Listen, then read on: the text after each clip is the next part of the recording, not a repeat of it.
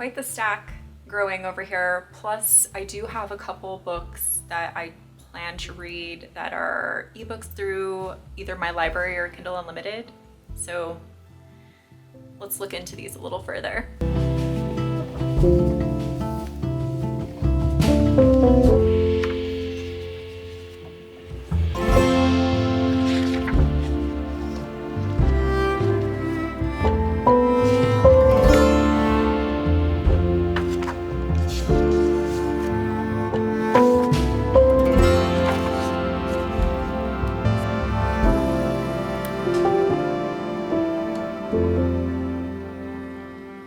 Hi everyone, and welcome to or back to my channel. I'm Jay, for those of you who are new here. This afternoon I'm putting together a tentative TBR for the month of February.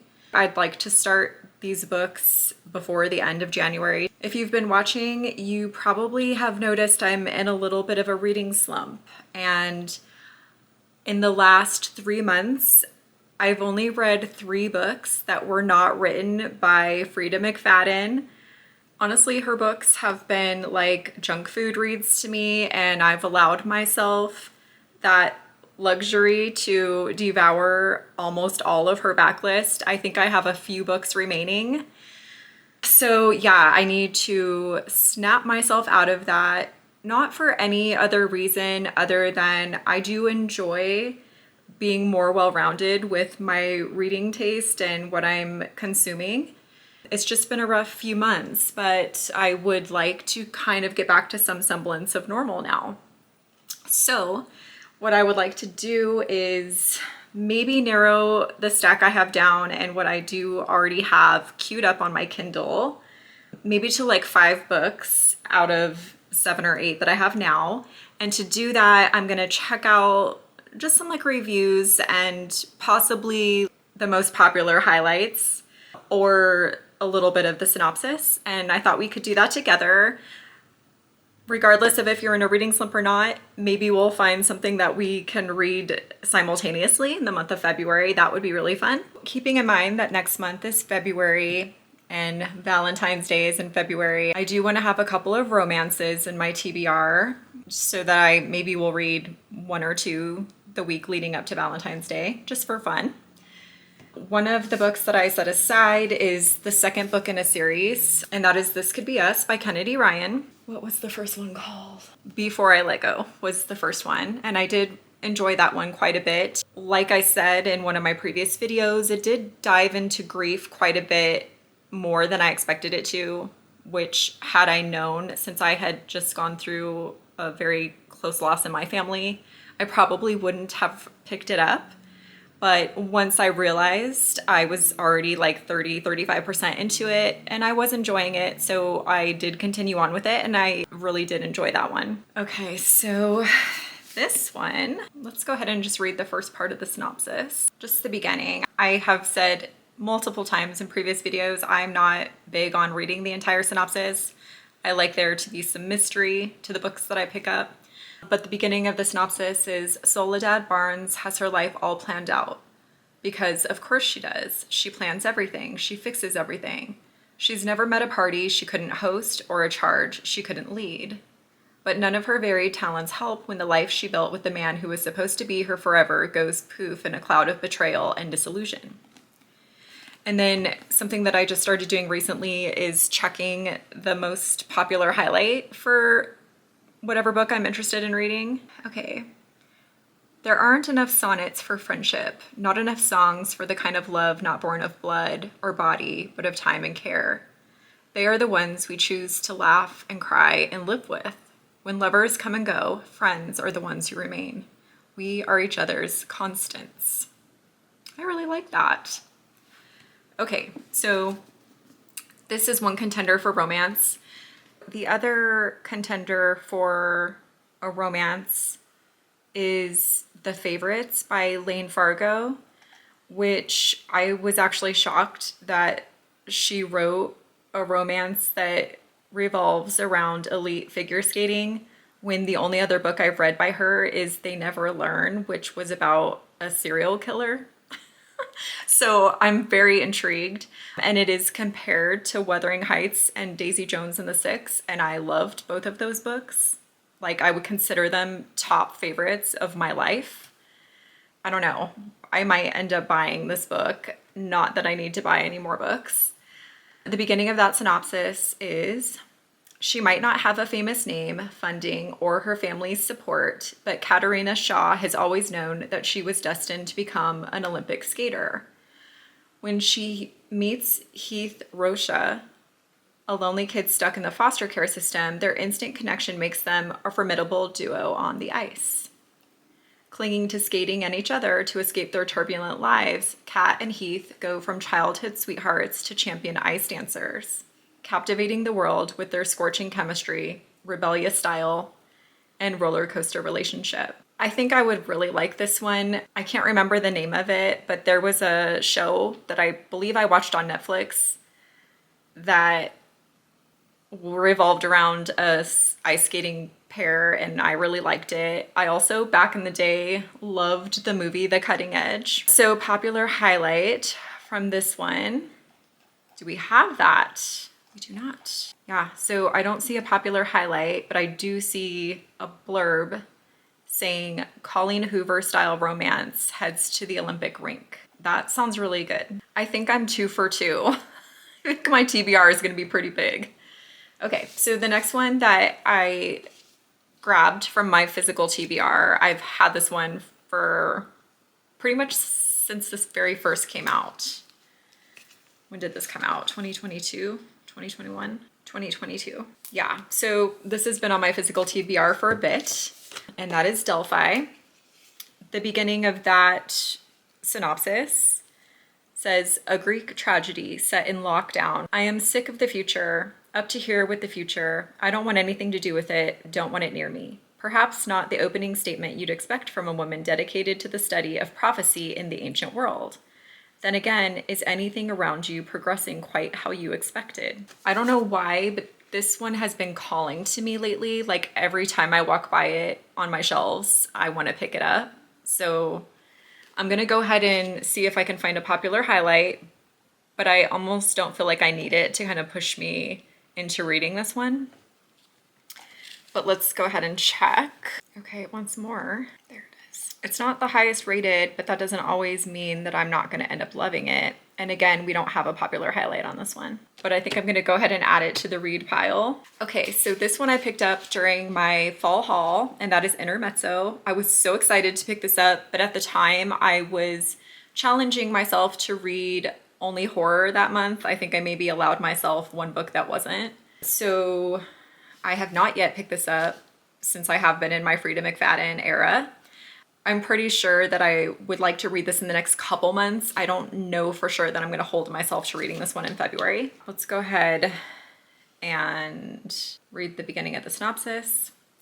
Aside from the fact that they are brothers, Peter and Ivan Kubik seem to have little in common. This is very familiar because I read this during my fall haul. Peter is a Dublin lawyer in his 30s, successful, competent, and apparently unassailable. But in the wake of their father's death, he's medicating himself to sleep and struggling to manage his relationships with 2 very different women, his enduring first love, Sylvia, and Naomi, a college student for whom life is one long joke. Oh, goodness.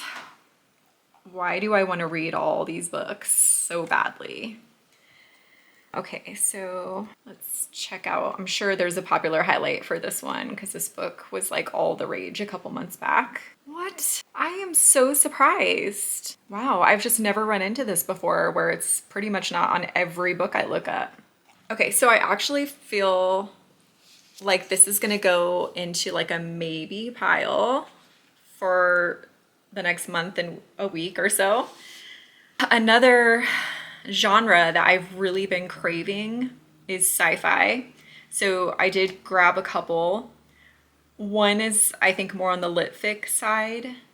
Maybe they both sort of are. The first one, I also believe I picked up during my fall haul, and that is The Ministry of Time by Colleen Bradley. In the near future, a civil servant is offered the salary of her dreams to work on a top secret project. A recently established government ministry is gathering expats from across history to establish whether time travel is feasible for the human body, but also for the fabric of space-time. This sounds really intriguing to me. I've heard like two opposite ends of the spectrum, that it's either such a great book or it's extremely boring.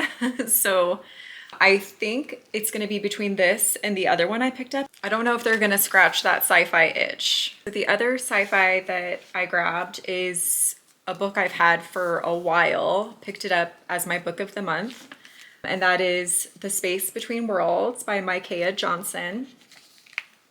The beginning of that synopsis: multiverse travel is finally possible, but there's just one catch. No one can visit a world where their counterpart is still alive. Enter Kara, whose parallel selves happen to be exceptionally good at dying from disease, turf wars, or vendettas they couldn't outrun. Kara's life has been cut short on 372 worlds in total. Okay, honestly, this sounds a little more intriguing to me than The Ministry of Time.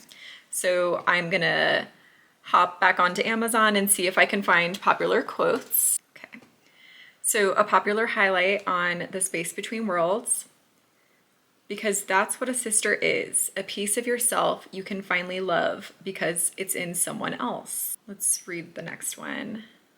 Or maybe it's just easier to think something is impossible than to try. Sometimes focusing on survival is necessary. Sometimes it is just an excuse for selfishness. All right, and now I'll check out The Ministry of Time, and it doesn't have any. Oh, that is a toughie. I think because I've had this one longer and it does sound a little more intriguing to me, I am going to put this one in my read pile and this one in my maybe pile. And then the last physical TBR book that I grabbed is, I think, a horror or a thriller. I'm not sure what it's categorized as, / litfic, and that is Dearest by Jackie Walters.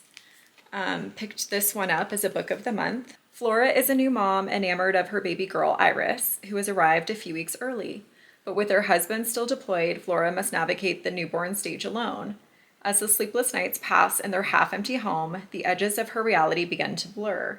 Household items seem to move of their own accord, and Flora is certain someone is talking to Iris through the baby monitor. That's going in the yes pile, but let's go ahead and see if there's popular highlight, and there is not. Okay, but I feel good about this. And next I am going to do the same thing for the couple books. Well, actually, yes, couple books that I plan to read on my Kindle, one of which I got as a skip the line copy today through my library. Oh, I did get that as well, but that's a Kindle Unlimited. So I picked up another Ann Patchett book, The Patron Saint of Liars, which I believe is her first book, but I do have that on KU, so there's not really a time crunch there. I might have to grab my phone. Let's see. Yeah, so I don't think there's anything I really need to prioritize on my Kindle Unlimited, but like I said, I did get a skip the line copy from my library, and that is for All the Colors of the Dark by Chris Whitaker. I almost bought this book, and just, I think it was on one of Amazon's buy 2 get 1 free sales a couple months back, and instead I ended up adding The God of the Woods. Okay, so the beginning of the synopsis for that one: 1975 is a time of change in America. The Vietnam War is ending, Muhammad Ali is fighting Joe Frazier, and in the small town of Montclair, Missouri, girls are disappearing. When the daughter of a wealthy family is targeted, the most unlikely hero emerges, Patch, a local boy who saves the girl and in doing so leaves heartache in his wake. Yeah, so I see why I kind of chose between this one and The God of the Woods, because it doesn't sound that far apart as far as synopsis. And I have that one that I grabbed, I don't know if you noticed. I was thinking about it, but this is a skip the line copy. That's something that I can get to perhaps in the next several months or longer, knowing me. I'm gonna prioritize that one. I've got my yes pile and my maybe pile, and I think I am all set for probably the next 5 weeks. I'm so curious to know, have you read any of these? How's your reading? Mine, again, there's no competition with my past self, but usually January is like one of my most productive reading months, usually because of the weather. I'm not able to get out and go hiking as much, if at all. I haven't been able to do that at all. It's been extremely cold where I live. And yeah, I think I'm on track to maybe read 5 or 6 books in the month of January. And normally I'm in the teens. And that's okay. But, you know, reading does really make me happy. And I want to get back into the habit of letting myself be happy. But yes, let me know what your reading plans are. If you've read any of these books, if there's a couple in my maybe pile that I should prioritize, let me know. I hope you all are doing well, and I'll see you in the next video. Take care. Bye.